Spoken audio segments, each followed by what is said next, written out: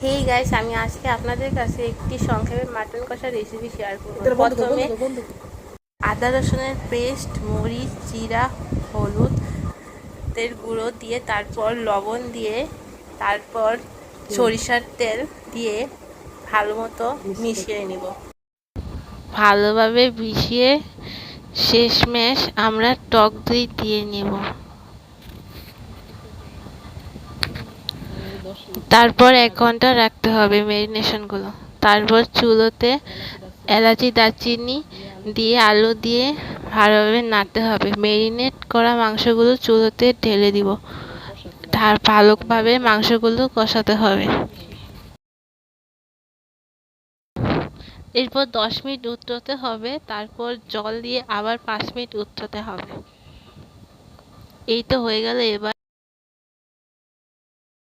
এলাচি, দারচিনি পাউডার দিয়ে এবার আমরা নামিয়ে নিব। এই তো দেখুন, হয়ে গেছে আমাদের মাটন কষা।